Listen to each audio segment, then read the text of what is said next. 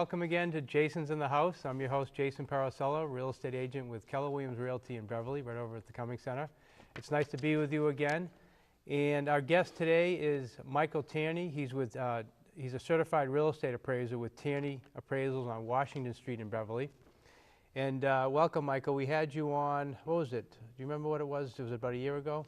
Year and a half ago. Yeah. So it's nice to have you back. Thanks for coming back on. Thanks for asking me. All right, great.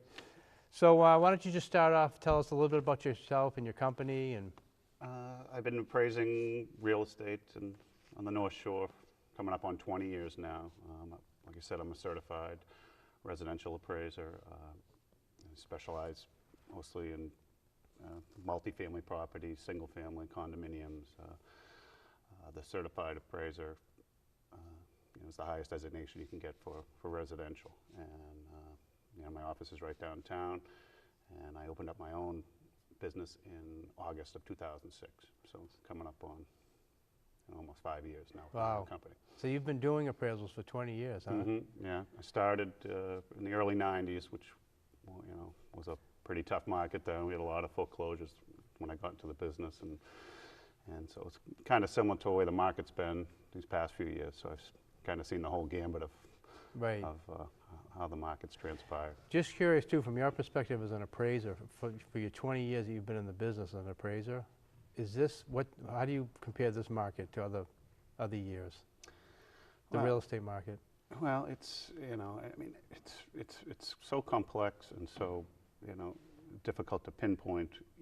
There are so many different market segments. Whether you're you're looking at a local segment, just the Beverly market. There's the county, the state, even national. You get all these different statistics telling you which way the market's going. It's confusing. That's why appraisers are looking at a particular point in time and at a particular property, and then get into what the general conditions of the market is. So it's something you've got to look at on a case by case basis as to where you think the market is and where do you think it's going. And even with the specific neighborhoods and stuff too, it can vary greatly. Yeah. I mean that's why you can go on these. They have these computer modules that'll tell you what you think your house is worth, and everyone uses them. Right. And and they go by a very broad base of data. Well, as an appraiser, I'm going to come and I'm specifically going to look at your house with all the latest updates and all the and all the current market conditions, so you can feel good about getting a pretty good estimate of value from an appraiser. So do you feel like from a realtor's perspective and an appraiser's perspective, so a realtor comes in and gives what most realtors would call an estimated opinion of value, a comparative market analysis. How does that compare to someone like you that comes in with an actual appraisal? Do you see them that they're similar, different? Well, I mean, there's a lot of similarities in what we both do. And when you're going out to price a house, when you go to look at a house for the first time, you're gonna look at what you're going to be competing against at that time. In terms of similar homes that are on the market. You'll look at you're going to look at sales, as well. But you're looking at more, I would say, what are you going to go up against when you're going to have an open house and the other homes in the area? So when you price your thing, I'm looking more at what is actually closed. The bank wants to know, what has really transpired. What did it actually sell for instead of what is on the market for? They want a little more hard data. So the biggest difference would be that a realtor would most likely look at actives. An appraiser would not. They'd only look at sold. Well, in a general sense, maybe. But I'm still also going to look at active sales and what it's going to be competing against. But I mean, from the bank's perspective, when I turn the report in, they're going to want to see what has actually happened in the past 6 months in that neighborhood for sales, and that's what they want to. They want to make their decision on whether they're going to, lend or not. Basically what's really happened, what might happen. Okay. All right. General thoughts, we talked about a little bit, general thoughts on the market. I mean, what are you seeing from your side as an appraiser? Well, it's been an awful tough winter, and it's been one of the worst that I've seen, and people just aren't going out and and Right. getting the numbers. I mean, I'm sure you see the numbers of people going out to look at homes. No one's going to go out on a Sunday to look at open houses when you get 4 feet of snow on Right. the ground. So Can't even see the house anyway, yeah, right? you got to really use your imagination. But there's some encouraging things to look at. I'm kind of optimistic, but guardedly so. Right. Because I still think there's a way to go. But just looking at Beverly, which is kind of our main perspective, we had almost 15 years of appreciation. When I started in the market in '92, from 1992 to 2006, every year the price of a home, a single family, median price has gone up. I mean, Right. that's a long period of appreciation. And it looked like it was 2006 that the market started to turn. We had the banking problems, and for 3 years the property values in Beverly did go down, not dramatically, but they did go down. Right. Last year's statistics came out, and Beverly actually went up 1 to 2%. Depending who you ask, 1%, 3%, but the median price actually went up from '09 to '10. So, I mean, that's only been a 3-year period where we went down. So that's encouraging, Right. to see that we had a 15-year appreciation, and then a 3-year depreciation, and now it looks like hopefully that our recovery's coming. So that's again, that's just Beverly, and we've got a lot. Beverly's got so much going for it that we're doing a lot better than other towns. Yeah, and I noticed that too. When you look at national statistics or even different counties and things, generally speaking, I think the Northeast in this area, we're generally ahead. Yeah. And it's not as bad as you hear in some of these other states like Florida and California and Nevada and I think even Arizona. That's just not the same. Yeah. But that will skew the numbers quite a bit. Yeah.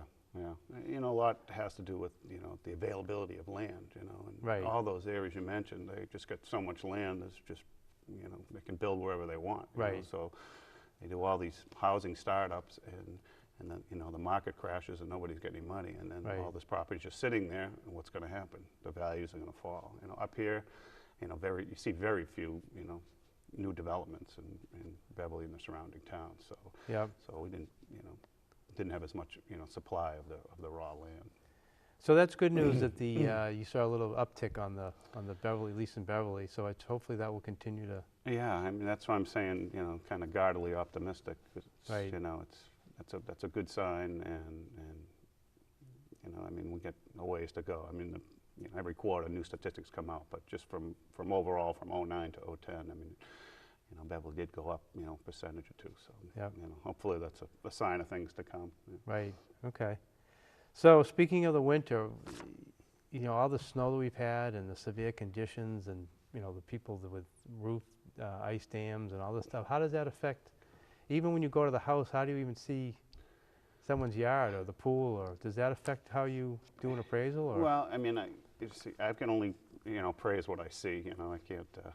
I'm not going to shovel out the backyard to see if there's a pool there or a patio. I've got to rely on town information and what the homeowner tells me. But with the snow damage and the ice dams, and a lot of people have had issues, including myself. It's just something I will look on my normal home inspection. If I see some damage, it will be noted and will be taken into consideration. But as of right now, I'm not getting specific requirements from my clients to note, has there been any significant damage from the snow and ice, as opposed to we had the big storms, the flood, where we were declared a disaster area. Right. So all of my clients had to go back and re-inspect the properties and basically make a declaration whether there was any damage. That's a good point. Yeah, that was when. So a property goes under contract. Mm-hmm. You do the appraisal for the bank. Yeah. It appraises at a certain amount. Then you have a flood. Yeah. So what you're saying is at that time you had to go back in. Yeah. The bank wanted to see if the house was still worth or what's going on with the house. So you had to do re-inspections. Yeah, it was declared a disaster area for that time period. Right. I think it was Middlesex and Essex County. What was that? So What year was that? Was that I think it was March of '09. Yeah. I think was the big one we had. Yeah. And you know, because I remember having to run back to all the houses I had seen in the months before, and if they hadn't closed on the loan, you know, they would want a reinspection. So, Right. you know, that was, you know, it was unprecedented, but, you know, So that's what not, they would want, you know, they'd want that information before they would close on the loan. So hopefully we won't have to go through that. I was You going know, to there's say, right no- now, that's yeah, not, there's no, not required. yeah, I mean, it was, a lot of people had damage and so forth, but no disaster was declared or anything like that, so. So if someone wants to refinance and they know they have an ice dam and the roof is, or the ceiling has a, you know, leak, you can see the water damage, and you go in there, is that going to really affect anything? Yeah, well, I mean, it's. Do you have to I know? have to report exactly what I see, so, I mean, if there's an active water leak, you know, I'm gonna, you know, I mean, the rest of the house may be perfect, you know, but if there's one room that, you know, looks like it's had recent significant damage, you know, it may just be, you know, cosmetic in nature, but, you know, most likely the bank's gonna want me to go back and make sure it was remedied before Yeah. they go any further. Okay. So let's talk a little bit about the process. So when you come in, what should someone expect? What's kind of the process when you know, when you get called and when you contact the homeowner and stuff like that? Yeah, well, I mean, typically what happens is the bank or the, you know, the lending company will call me or fax me an order, and I'll get in touch with the homeowner. You know, we set a convenient time up, and, you know, when I get there, I usually start on the inside of the house, and, you know, I'll go from each floor, just noting, you know, the general conditions. I usually start in the basement and work my way up. I'm looking for, in general sense, you know, the condition, how old the heater is, what type of, you know, electrical is it? Is it newer electrical? Is it, you know, knob and tube? Is it, Right. you know, is there asbestos on the pipes? Any you know, anything hazardous like that, you know, has to be noted. And you know, if there's a finished area in the basement, you know, the materials and the quality. So I'll work my way, start in the basement, work my way up to the main floors, and then, you know, part of my report is I do a diagram and draw a layout of the property. So You'll have I'll a go- floor plan of it. yeah, so I'll go room to room and note the general condition, you know, hardwood floors, and, you know, what's the, you know, what the walls, what's the wall covering, what the, you know, newer windows through each room, and, you know, just basically work up, you know, to the second floor, and then, you know, if there is an attic, I'll go into the attic and, you know, again, note any damage, any obvious signs of, you know, water infiltration, you know, any damage to any of the, you know, the rafters or anything like that. So, and I'm taking pictures the whole time to note, you know. Do banks or lenders ever ask you about mold? Or do you ever note molds? Because that's like a new, you know, a hot topic, not a new topic, but one that's pretty hot. Do you have to, Yeah. because first of all, you're not sure if it's mold anyway. Yeah, But if yeah. you think it's mold, do they actually want you to note yeah, that? well, you know, first of all, it has to be, you know, especially with mold, because mold can be, you know, behind walls and so forth. Right. You know, it's something that a home inspector will catch a lot more than a home appraiser, only because I'm just looking at, you know, things that are basically readily observable to my eyes. I'm not going to take apart a panel or a wall Right. and look behind it as something like a. Like if you go into an attic and you see what you think is, Yeah, see the Black. black spots. I just had one, and you know, it was in a bathroom, a basement bathroom, and it was just, I mean, it was obviously it was mold, but, you know, I'm not a mold expert, so I will, you know, I notify the bank, and then they send out an expert, and you know, and then. do you tell the homeowner what's going on with that, or they have to? No, It's just really, this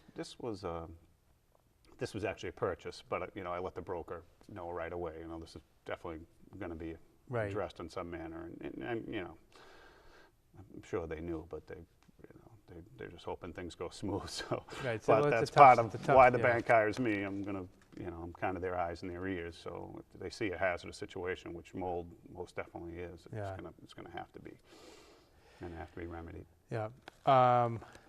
What was I going to say? On a finished basement, when do you determine whether or not you can count it? This is like a topic that comes up with realtors all the time. When do you determine whether you're going to count that in the square footage or not count it?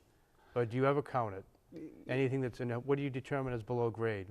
You know, Fannie Mae kind of has specifications on that and guidelines on how to, you know, how to count finished area, and you know, the rule is it's got to be fully above grade to be counted in the gross living area.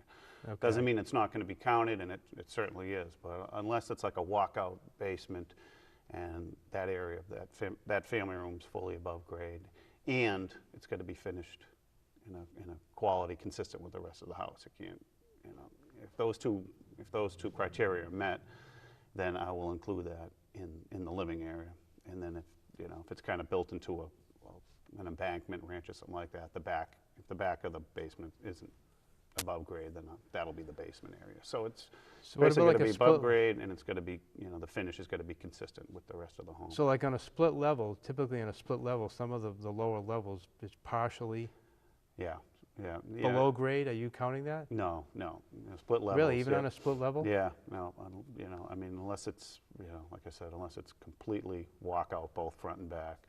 And Then you don't count it. So that really, count doesn't it. that skew, I mean, if you have a real nice finished lower level room that's below grade, doesn't that really affect the value of the house? Well, I'm going to be comparing it to other similar homes who I'm going to use the same criteria. I see. For So you're for the homes leveling- I'm comparing to, I'm going to compare it to other splits and ranches, and if they have finished basements, they're not going to be counted I see. in the living area. But there is an area where that is given consideration, and so the value will be definitely added upon, depending on Right. the quality and what kind of use they make of it. But So it'll add to the value, but it's really not counted in the square footage. right. Because when you look at when you go down to City Hall, you look at the assessor's card, Yeah. they're going to count, they're usually going to count that in the square footage. Yeah, some do, some don't. Every town is different, and some will put it in yeah. a separate area. Some call it like lower level finished, Right. instead of basement area, but it's still not fully above grade. So, it's probably more of a way for them to get more taxes out of Yeah. it, even though it's a basement. It's, so people that are looking for, to possibly fight their taxes, that's one of the things I always tell them to look at, make sure that they're not counting that as fully finished area. Okay. And while we're on that topic too, what was the other thing? On a bedroom that does not have, something that's called a bedroom, Yeah. it doesn't have a closet.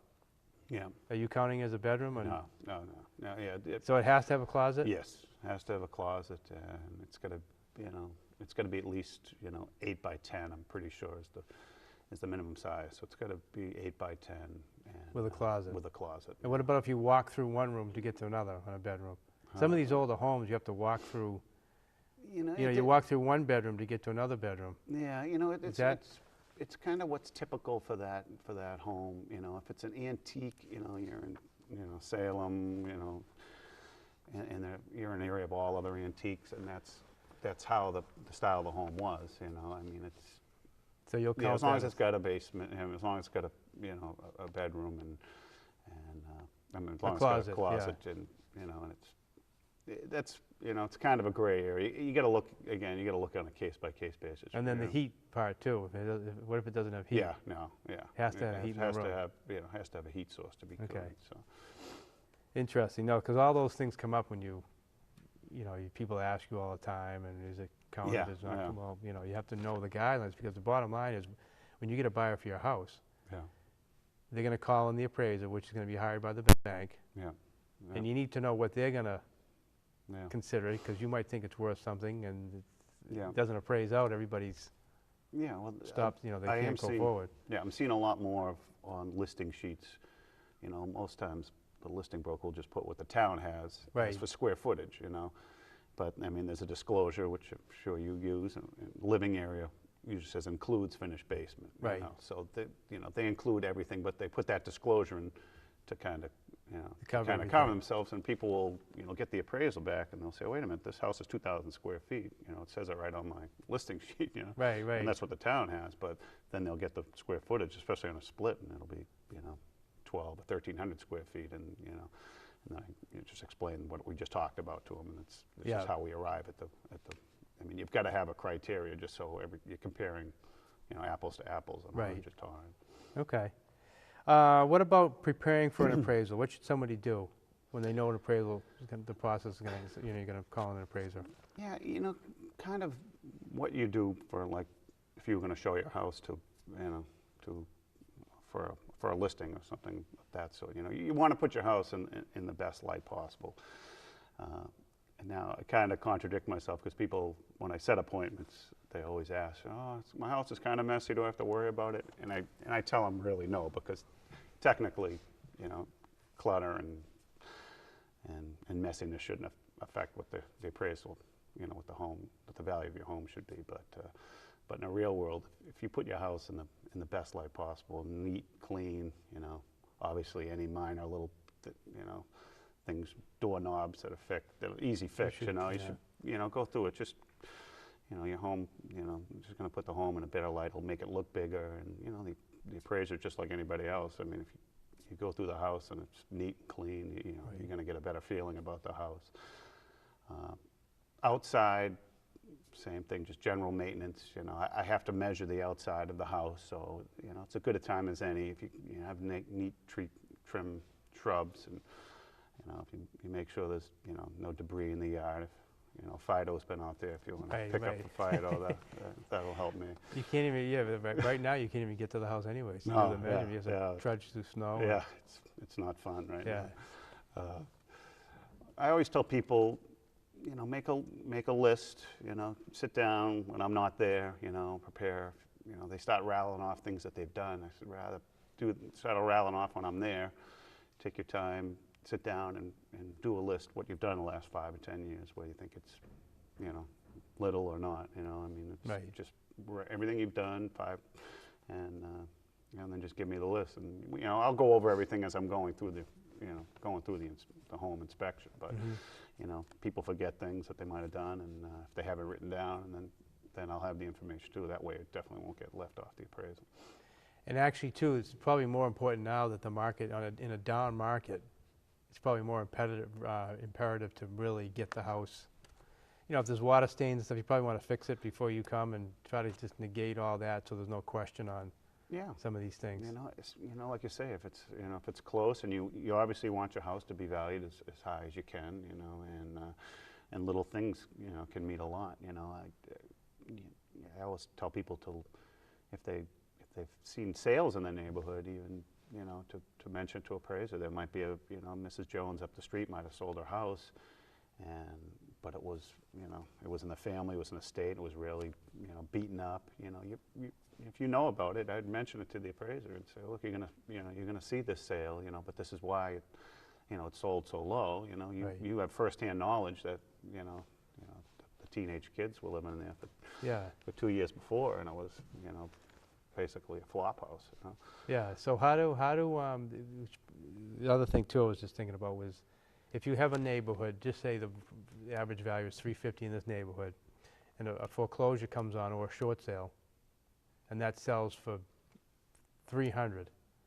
Basically the same condition and everything. It's just because it was a foreclosure or a short sale, it's over $300. Now, how does that affect the rest of the neighborhood? Well, I mean, it can bring, you know, the values down for at least for a little while. But you know, you just note it as a distressed sale. Yeah, I mean, I'll note it and say it was given consideration. But if it's not the true market for that town or that area, if it was, you know, if it was one out of, you know, 75, 100 sales, it's really not the market, you know, and it's, you know, it'll be noted, but I won't lean too heavy on it. But if there's 5 foreclosures in the neighborhood, now you're talking, you know, it's gonna, unfortunately, you know, that's what the market is. Every other house, and you know, some of the towns to the south of us, you know, are experiencing that, and you've got to use those, because those, you know, those are what you're what the competing market against. is, Yeah, right? those are true sales.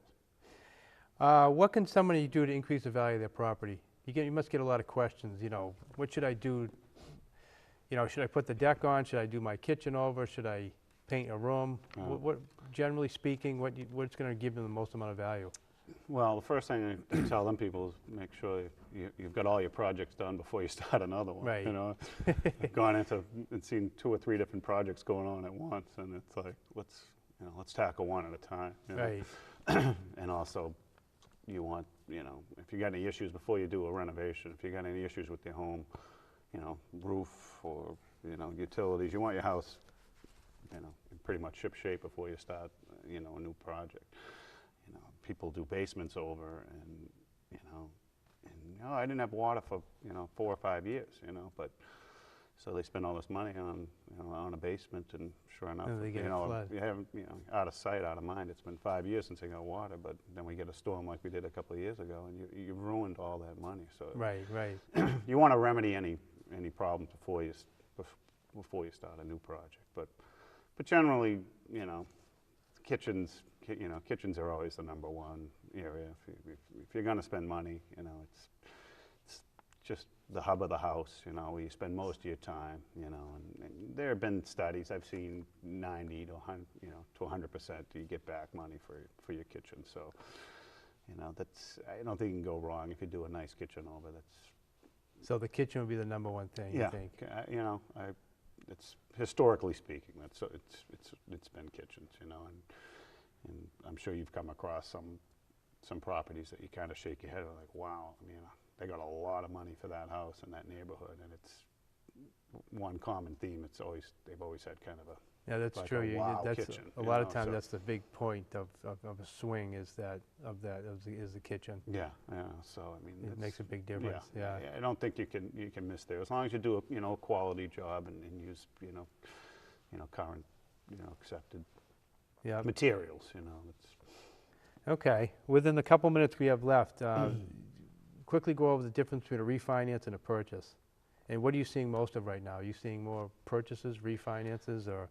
Yeah, well, that's tied directly into the interest rates, and they've actually gone up a little bit, pretty significantly, almost a whole point in the last 3 or 4 months. So we had a huge swing of refinancing. It was just such a was great for everybody that could take advantage. Where you had interest rates for 30-year fixed at sometimes under 4% or 4%. So the beginning of the year was a majority of refinancing. Now it's kind of swinging back, and the whole market in general has slowed down because it's just been it's been such a tough winter. So the purchases now are kind of catching up, but it's still refinancing and people taking out home equity lines to improve their homes.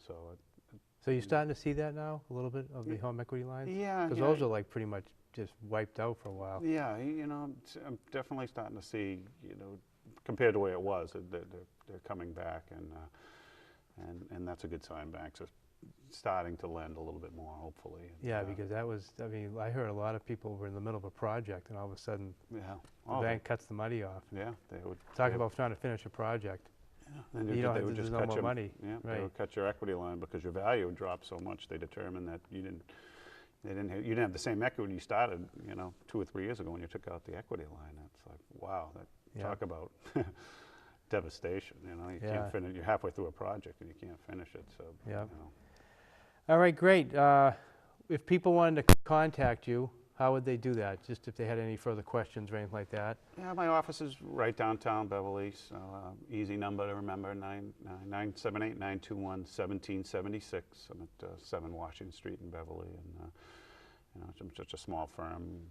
I have myself and I have a couple of part-time guys. So people can come in and just questions or if they have questions on their home or anything like that. I get calls all the time. Good. People just have specific questions, and it's been coming up on 4 years. So it's excellent. All right. Well, thanks again for coming and joining us. It's always informative to hear your side of things from an appraisal. Yeah. Sometimes we butt heads, appraisers and brokers. Realtors, Most times we're on the same side. All right, and thank you again for being with us at Jason's in the House. We really appreciate it. And if you have any questions for me and you actually want to be a guest on the show, or anything at all, you can visit my website, which is jasonparisellateam.com. See you next time.